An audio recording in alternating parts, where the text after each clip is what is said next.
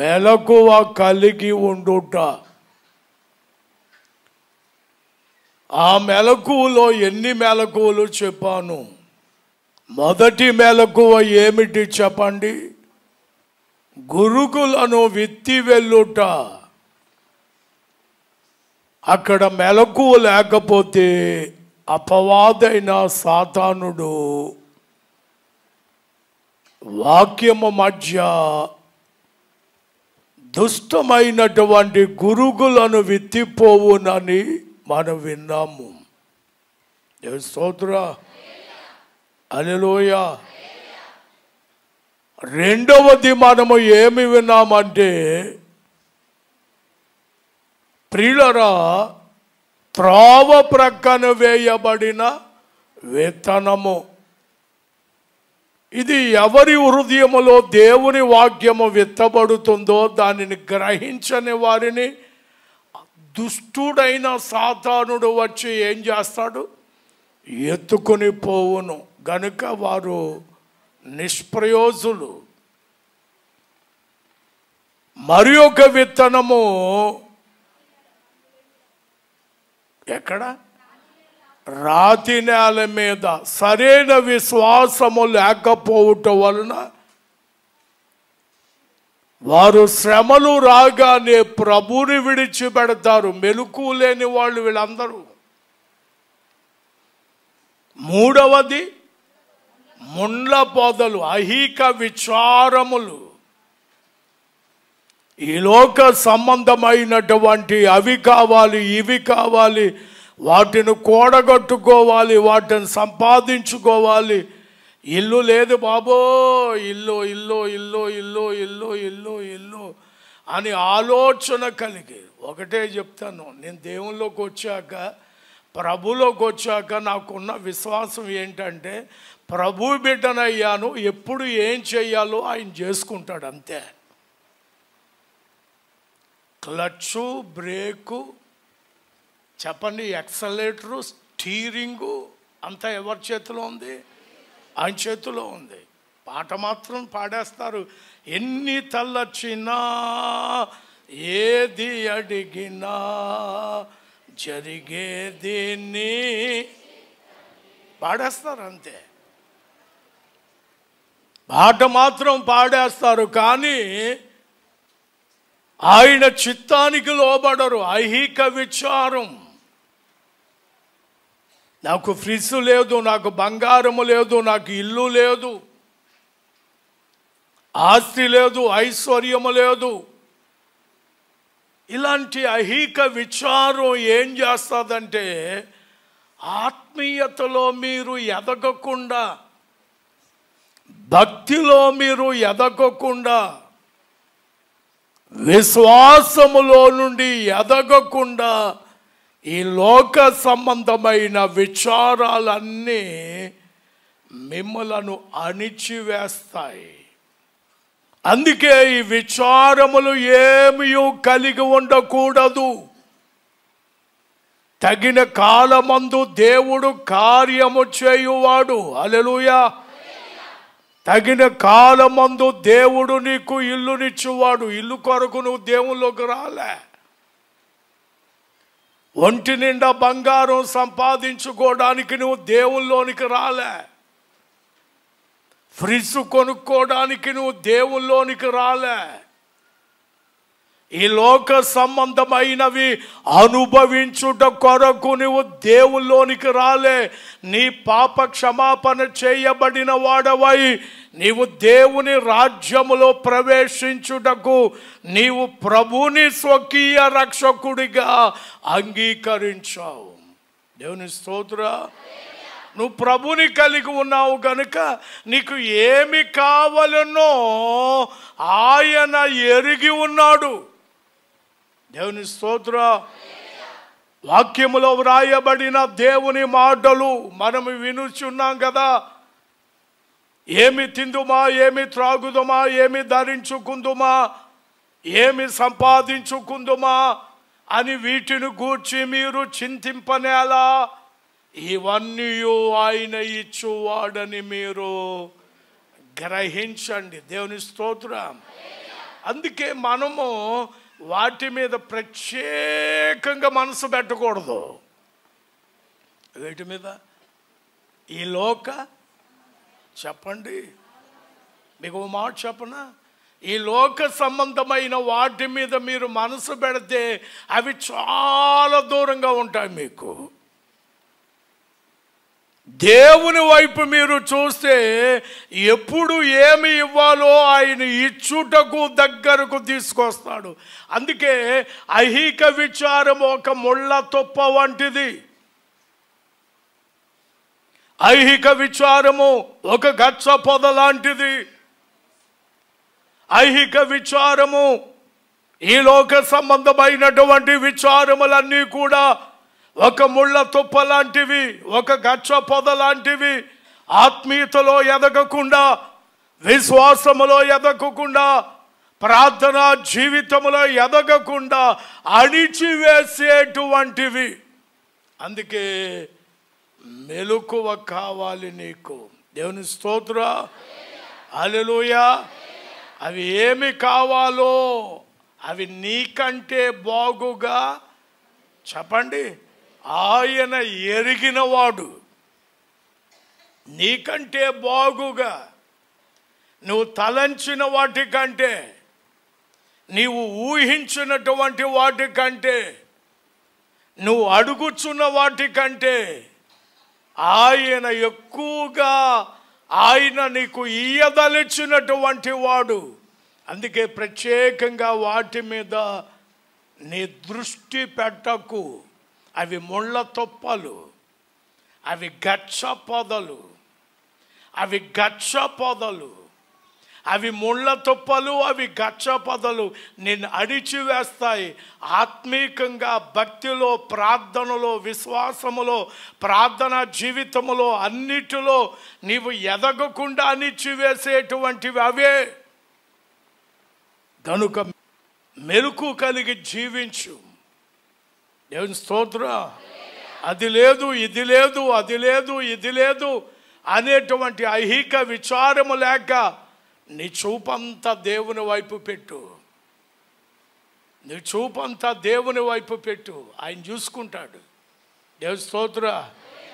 గాలిలో దీపం పెట్టి దేవుడా అని అంటే ఎలాగండి అనే సామెత మాట్లాడతారు. అది బైబిల్లో లేదు. బైబిల్లో ఉన్నదైతే నమ్మదగినది, మనుషుల్లోంట నుంచి వచ్చినదైతే అది నమ్మదగినది కాదు. దేవుని స్తోత్ర. మన విశ్వాసం ఎలాంటిది? నిరీక్షింపబడు వాటి యొక్క నిజ స్వరూపమును అదృశ్యమైనవి ఉన్నవనుటకును ఏమై ఉన్నదంటే రుజువునై ఉన్నది. మన కళ్ళెదురుగుండగా లేకపోయినా అది దేవుడు మనకిస్తాడనేటువంటి విశ్వాసమును కలిగినటువంటి విశ్వాస జీవితం మనది. కనుక వాటి గురించి నువ్వు ప్రత్యేకంగా మనసు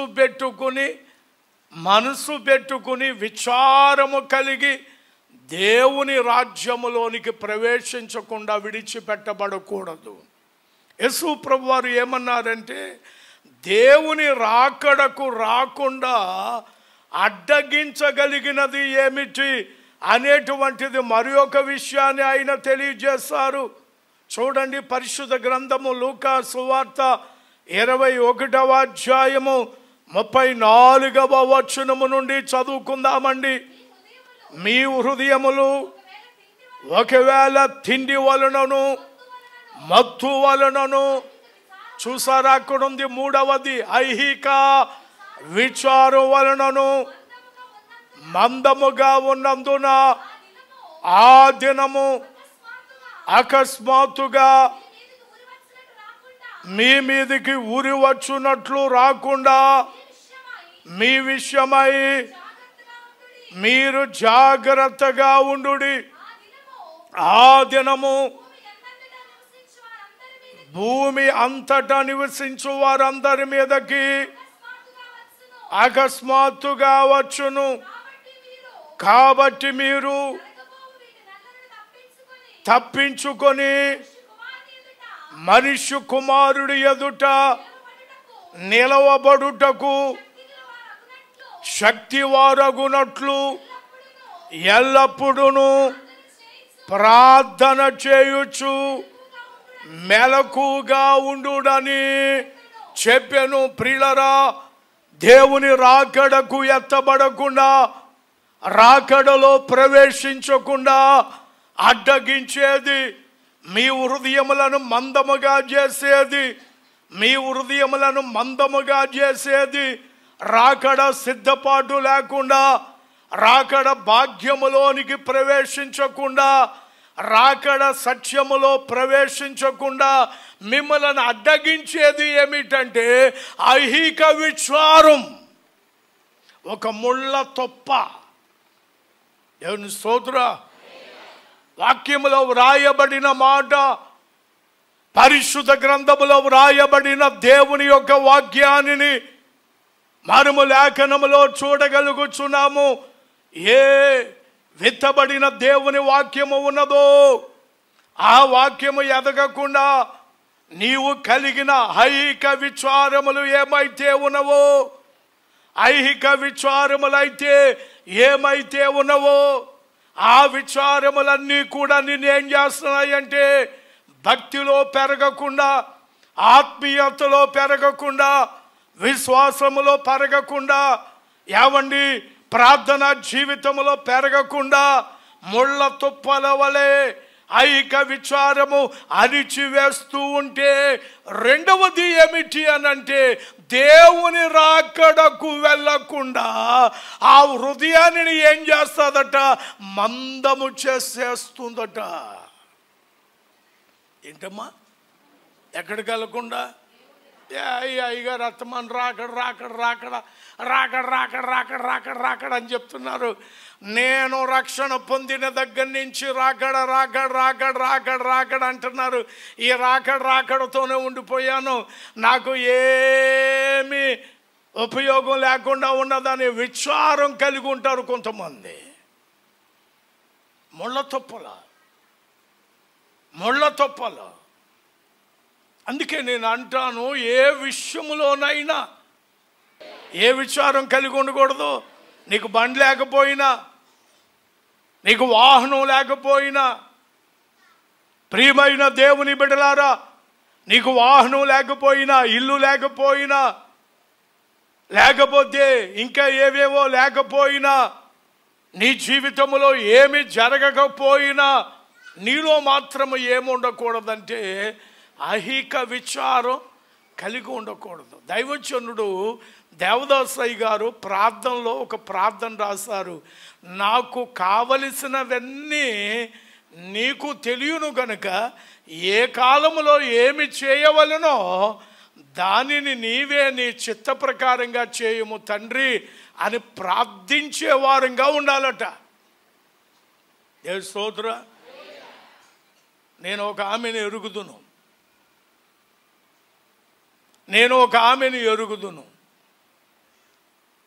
ఆమెను ప్రార్థన చేయమన్నాను ఒక గృహప్రవేశంలో. నాకు ఎవరు కనపడలేదు. ఆమె గదిలో ప్రార్థన చేయిస్తూ ఉంటాను కదా. సన్నిస్త్రీలు ఉంటే సన్నిస్త్రీలతో ప్రార్థన చేస్తాం. సన్నిస్త్రీలు లేరనుకోండి, నా కూడా ఉన్న సేవకులతో ప్రార్థన చేస్తూ ఉంటాం గదిలో.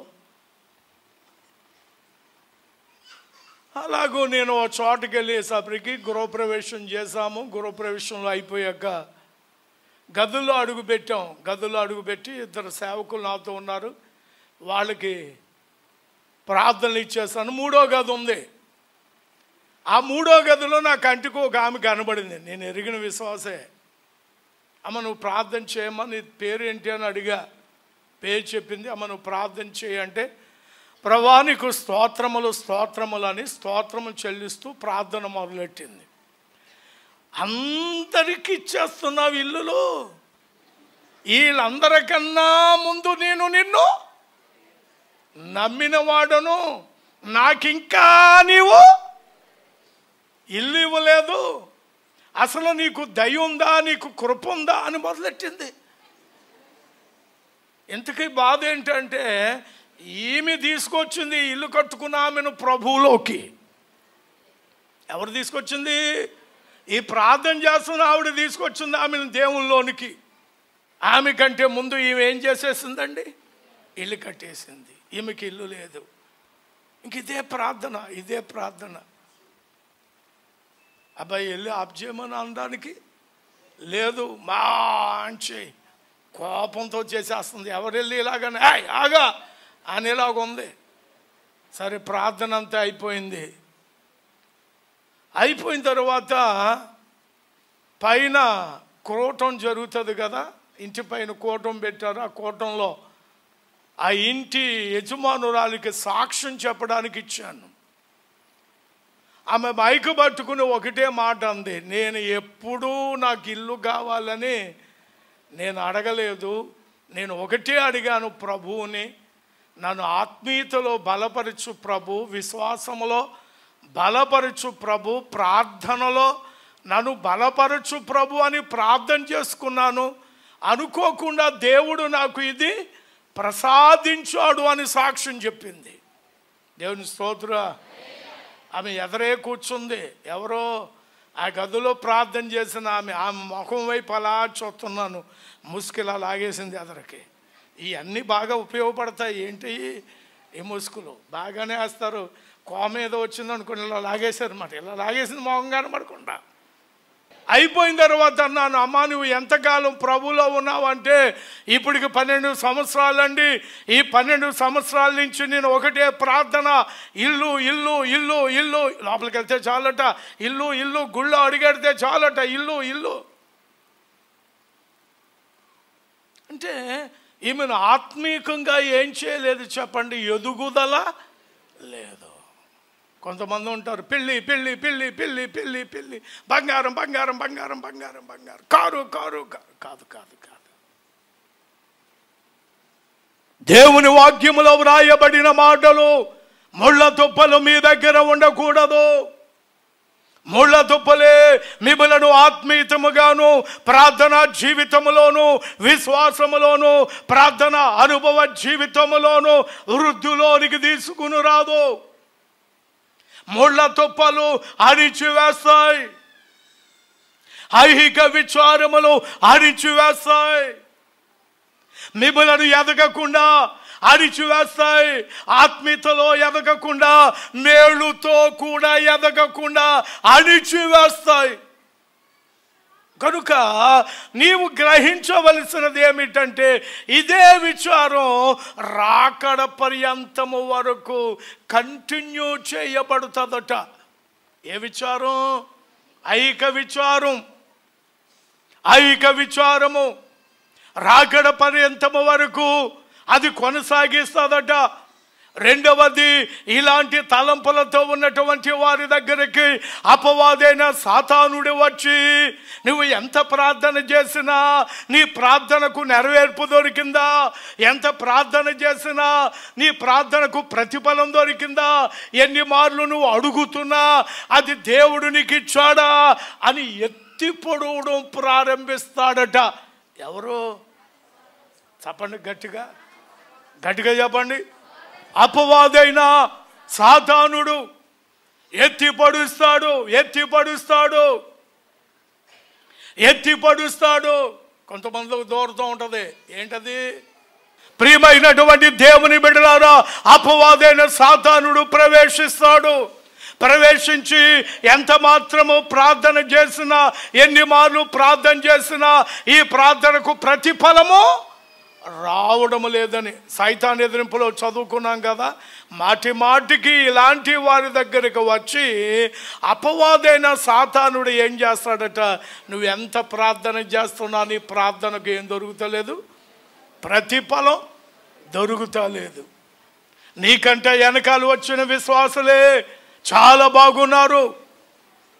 నీకంటే వెనకాల వచ్చి రక్షణ పొందిన వారే అనేక రకాలు కలిగినటువంటి భయంకరమైనటువంటి మాటలను అపవాదైన సాతానుడే మాట్లాడుతూ ఉంటాడు. కనుక అటువంటి సమయంలో ఏమవుతారంటే ఈ మెలకువ లేనటువంటి విశ్వాసులు ప్రభుని విడిచిపెట్టి, ప్రభు యొక్క సన్నిధిని విడిచిపెట్టి వారు దేవునికి ఏమైపోతారు చెప్పండి, దూరం అయిపోతారు. మెలకువ చేసుకోండి. మెలకు కలిగి ఉండండి. వాక్యములో వ్రాయబడిన దేవుని మాటలను బట్టి మెలకు కలిగి ఉండండి. మెలకు కలిగి జీవించండి. ప్రియమైన దేవుని బిడ్డలారా, మీ జీవితాలలో ముళ్ళ తుప్పలు లేకుండా, అనగా ఐహిక విచారం, ఈ దినము నుండి ఐహిక విచారములన్నిటినీ విడిచిపెట్టి అన్నీ ఎవరి మీద ఆనుకోవాలి అంటే ప్రభు మీద ఆనుకునే స్థితిలోనికి రండి. దేవుని స్తోత్ర. లేకపోతే చాలా ప్రమాదం. దేవుని స్తోత్ర. హల్లెలూయా. ఇప్పటికి ఎన్ని చెప్పాను, ఎన్ని మెలకువలు చెప్పాను? నెంబర్ 1 గురుగుల మెలకువ. నెంబర్ 2 త్రోవ ప్రక్కన పడిన మెలకువ. నెంబర్ 3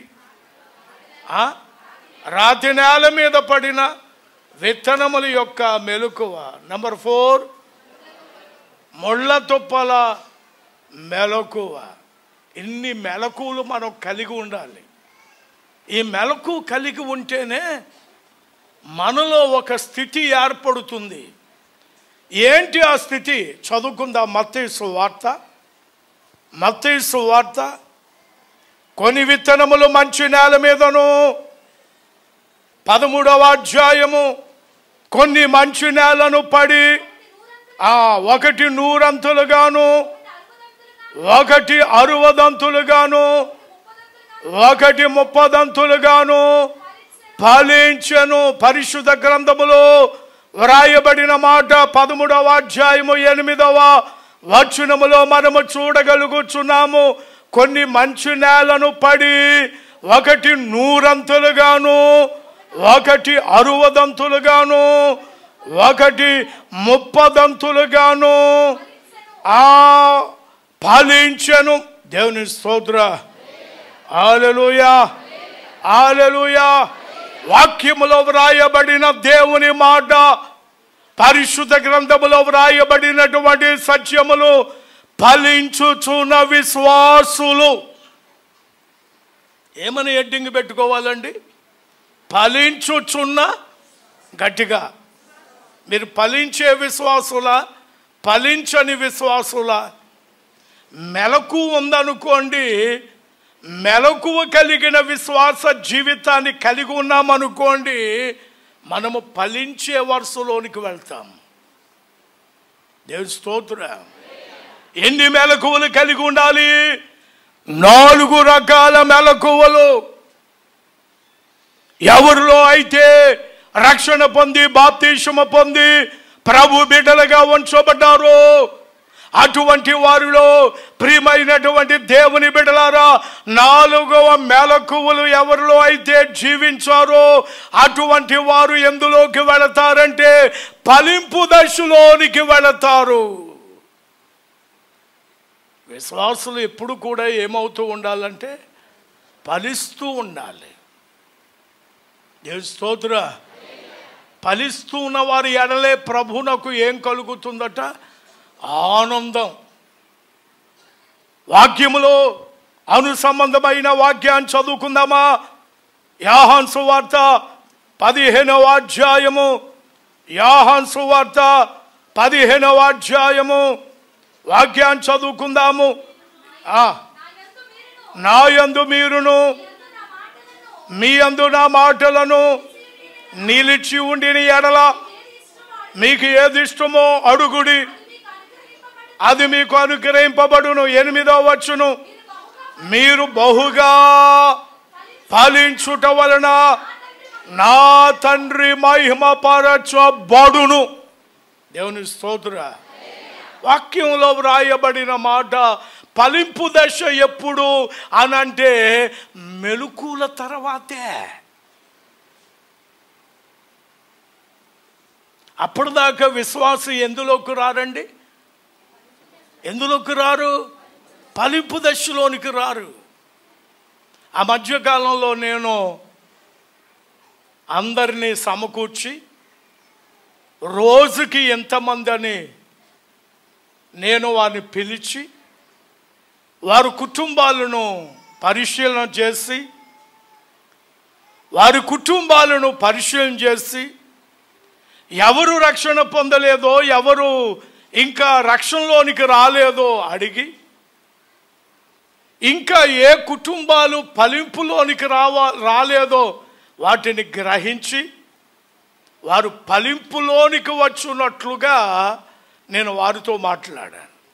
ఇప్పుడు కూడా నా విశ్వాసులను నేను ఏం చేస్తానంటే, నా పెద్దాపురంలో ఉన్న సంఘమైనా, కాకినాడలో ఉన్న సంఘమైనా, ఎక్కడ ఉన్న సంఘమైనా నా సంఘపు బిడ్డలు ఫలిస్తున్నారా, ఫలింపులోనికి వెళ్తున్నారా, ఇంకా ఫలింపులోనికి ప్రవేశించలేదా అని క్షుణ్ణముగా వాళ్ళని అధ్యాయం చేస్తూ ఉంటాను.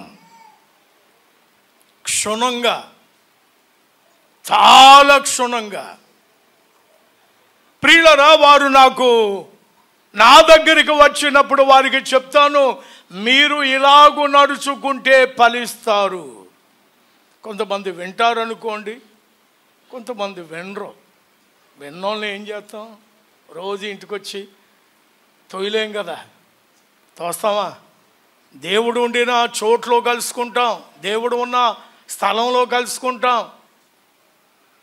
అటు దైవ సేవకుడు, అటు దేవుని విశ్వాసులు, అటు దేవుడు ఉండిన చోటు, అక్కడ కలుసుకుంటాం. మనం ఫలవృతం చేయబడాలని, ఫలించాలని, ఆత్మీయతలోనైనా, భక్తిలోనైనా, విశ్వాసములోనైనా, ప్రార్థన జీవితములోనైనా, దేనిలోనైనా సరే ఫలించాలనేటువంటి ఆశ. రెండవది, ఈ లోకములో ఉన్నారు కనుక మిమ్మల్ని తలగా చేస్తాను కానీ తోకగా చేయనని వాగ్దానం ఇచ్చాడు కనుక వారిని కూడా లోక సంబంధమైనటువంటి దురాశలో ఫలించడం కాదు, కానీ అన్నిటిలోనూ కూడా వారు వృద్ధి పొందినట్లుగా ఫలిస్తున్నారా లేదో చూసుకుంటాను. దేవుని స్తోత్రం. ఫలించాలా వద్దా? ఎందులో ఫలించాలి? ఆత్మీయతలో, ప్రార్థనలో, విశ్వాసములో, భక్తిలో. తర్వాత ఈ లోకములో ఉన్నారు కనుక తలగా చేస్తానని దేవుడు అన్నాడు కనుక తలగా చేయబడినట్లు ఫలించుట. దేవుని స్తోత్రం. కొంతమంది ఫలించకపోవడానికి కారణం, వారు ఫలించకపోవడానికి కారణం, వారు ఫలింపదశలోనికి అడుగు పెట్టకపోవడానికి కారణం, వారు ఏ చెయ్యి వేస్తున్నారో పనిలో ఆ పని ఫలించకపోవడానికి కారణం, ఏ ఉద్యోగము చేసుకుంటున్నారో ఆ ఉద్యోగము ఫలింపులోనికి రాకపోవడానికి కారణం, ఏ వ్యవసాయం చేస్తున్నారో ఆ వ్యవసాయము ఫలింపులోనికి రాకపోవడానికి కారణం వారిలో ఏమీ లేదంటే మెలకువ లేదు. స్తోత్రం. హల్లెలూయా. వారిలో ఏమీ లేదండి, మెలకువ లేదు. మెలకువ లేని జీవితం, మెలకువ లేని బ్రతుకు, మెలకువ లేని బ్రతుకు, మెలకువ లేనటువంటి జీవితం.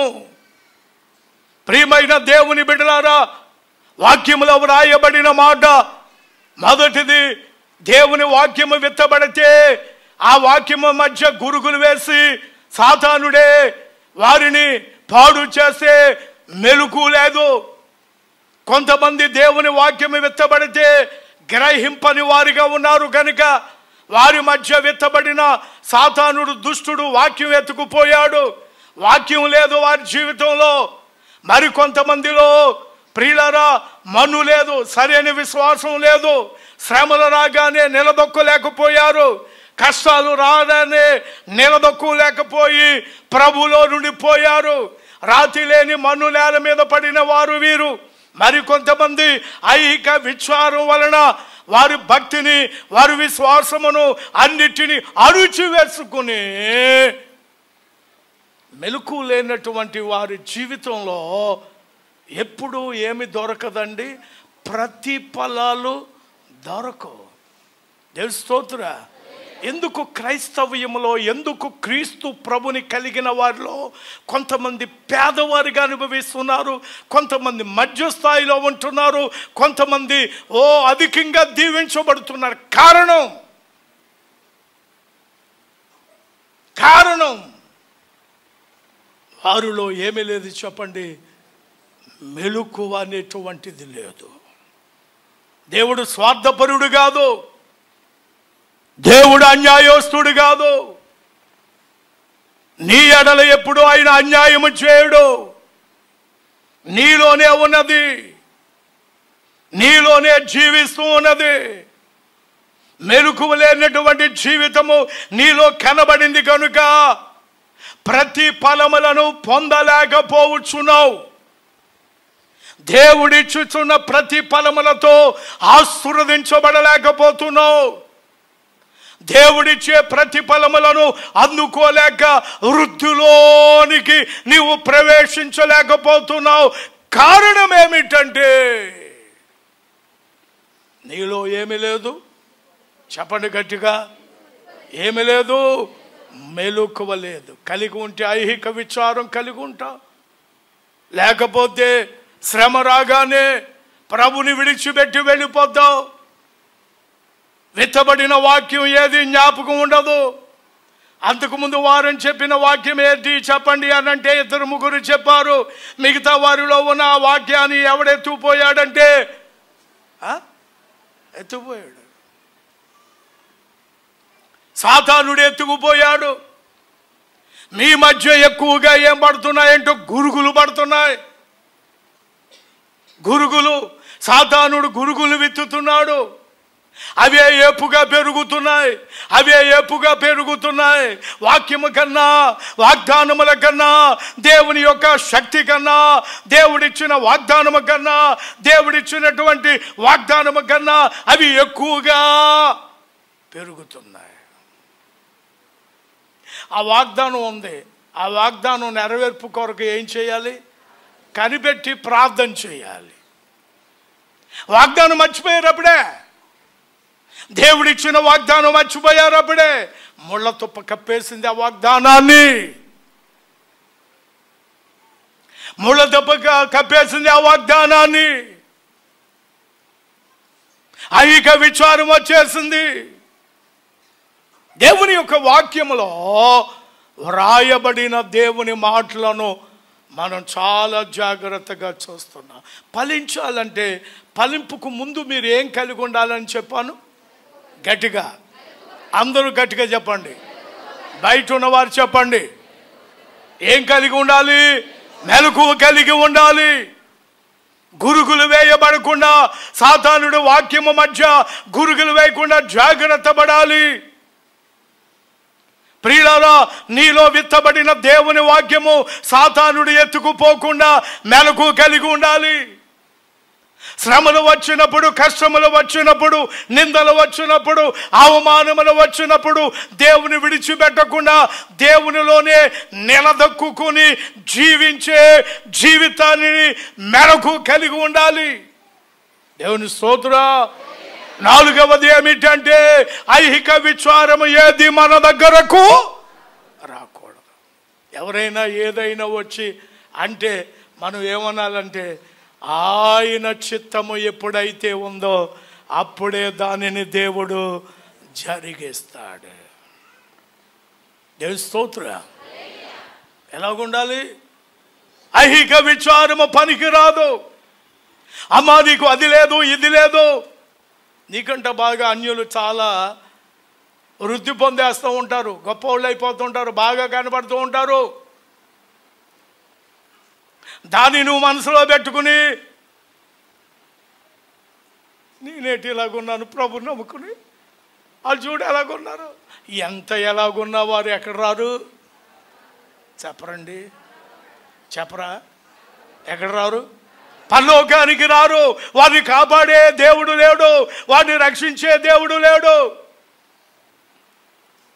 నువ్వేమనుకోవాలంటే నాకు ఒక సమయం ఉంది, దేవుడు ఆ సమయము వచ్చినప్పుడు నన్ను కూడా ఏం చేస్తాడంటే హెచ్చిస్తాడు అనేటువంటి విశ్వాసమును కలిగి జీవించాలి. అవును నిజమే అని అనుకున్నావా? నీ దగ్గర ఏముంది? ఒక ముళ్ళ తుప్ప. వాక్యములో వ్రాయబడినటువంటి మాటలు ఈ 4 మెలకువలు కలిగి ఉంటే ఫలింపు దశలోనికి తీసుకొస్తున్నాడు. మొదటి ఫలింపు ఏమిటి మనం చూద్దాం. 8వ వచనములో వ్రాయబడిన వాక్యం, మత్తయి సువార్త 13:8 వ్రాయబడిన మాట, కొన్ని మంచి నేలను పడి 100 చాలండి. వాక్యములో వ్రాయబడిన మాటలు, దేవుడు కొంతమందిని ఏం చేస్తున్నాడంటే 100 ఉంచుతున్నాడు. అలా ఉంచడానికి గల కారణం ఏంటంటే వాక్యం సంపూర్ణముగా విని ఆ వాక్యాన్ని సంపూర్ణంగా అంగీకరించిన వారందరూ కూడా ఎందులోకి వెళ్తారంటే 100 వెళ్తారట. అర్థమైందా? దేవుని స్తోత్రం, హల్లెలూయా. వాక్యాన్ని విని సంపూర్ణంగా వాక్య ప్రకారముగా 10 ఆజ్ఞల ప్రకారంగా, ప్రియులరా 10 ఆజ్ఞల ప్రకారముగా, నిబంధనల ప్రకారముగా, దైవ చిత్త ప్రకారముగా ఎవరైతే జీవించడం ప్రారంభిస్తారో, ఏ విశ్వాస అయితే జీవించడం ప్రారంభిస్తుందో ఆ విశ్వాసం ఎందులోకి వెళ్ళిపోతుందంటే 100 వెళ్ళిపోద్దట. దేవుని స్తోత్రం, హల్లెలూయా. 100 వారు ధర్మశాస్త్ర ప్రకారముగా 10 ఆజ్ఞల ప్రకారముగా జీవిస్తారు. దేవుడు నియమించినటువంటి నిబంధనలు ఏమైతే ఉన్నవో ఆ నిబంధనలు ఎక్కడ తప్పరు. దేవుడు ఏ హెచ్చరిక చేశాడో, ఏ బోధన బోధించాడో, ఏ హెచ్చరిక చేశాడో, ఏ విషయాన్ని తెలియజేశారో దర్శనము ద్వారా కానీ, వాక్యము ద్వారా కానీ, లేక ప్రవచనము ద్వారా కానీ దేవుడు తలంపు చెప్పిన మాటకు లోబడి ఎవరైతే జీవించడం ప్రారంభించారో వారు ఎందులోకి వెళ్తారట? గట్టిగా చెప్పండి. 100 ఇక్కడ ఎంతమంది ఉన్నారు 100 ఉన్నటువంటి వాళ్ళు? 100 ఫలింపు. దేవుని స్తోత్రం, హల్లెలూయా. 100 ఫలింపు. ఎక్కడ అన్య ఆచారం కొద్దిగా కూడా చేయకుండా, అన్యుల వలె కొంచెమైనను ఆలోచించకుండా 10 ఆజ్ఞల ప్రకారంగా జీవిస్తూ, వాగ్దానముల ప్రకారముగా తన జీవితాన్ని నడిపించుకుంటూ, దేవుని స్తోత్రం, హెచ్చరికలకు లోబడుతూ, వాక్య బోధనకు లోబడుచు జీవించుచున్నవారు ఎక్కడికి వెళ్తారట? 100 వెళ్తారట. దేవుని స్తోత్రం, హల్లెలూయా. 60 ఉంది. తర్వాత 60 మిగతా ఖాళీ ఎంత? 40. అంటే వీళ్ళు ఏం చేస్తారంటే 60 చేస్తారు, మిగతా 40 ఆచరించరు. ఇంకొక గుంపు ఉంది. ఆ గుంపు ఏంటి? 30. ఇందులో ఆచరించినది ఎంత ఉందమ్మా? 70. వీళ్ళు అక్కడికి వెళ్తారట. మెలకు కలిగి, 4 మెలకులు కలిగి ఇవన్నీ ఆచరించవలను అంటే 100 కలిగిన వాళ్ళు ఉంటారు. దేవుని స్తోత్రం. కొంతమంది ఉంటారు సంస్కారాలకి వస్తారు, వీళ్ళు 100 ఎవరో ఆలస్యంగా వస్తారు, 100 ఎవరో. దేవుని స్తోత్రం, హల్లెలూయా.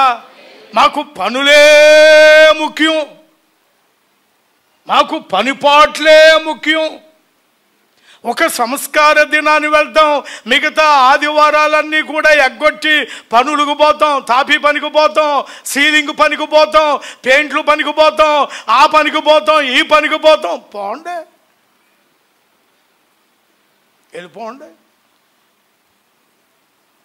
ఒక ఆయనకి నేను కాకినాడలో తరచుగా చెప్పేవాడిని. కనబడినప్పుడల్లా నా సంఘస్థుడే, నేనే బాప్తిస్మం ఇచ్చాను ఆయనకి. ఆరాధన గురించి ఆయనకి అంత నమ్మకం లేదట. ఎవడో వేసేసాడు, ఏంటది? గురుగు. అందుకని నమ్మకం లేదట. కనుక ఒక క్రిస్మస్కే వస్తాడు ఆయన. ఆ క్రిస్మస్కి వచ్చినప్పుడల్లా దేవుడు నన్ను ప్రేరేపిస్తూ ఉంటాడు, మాట్లాడు మాట్లాడు మాట్లాడు. అలా 7 సంవత్సరాల నుంచి మాట్లాడుతున్నాను ప్రతి క్రిస్మస్కి. అయిపోయింది. కుటుంబ వ్యవస్థ అంతా కూలిపోయింది,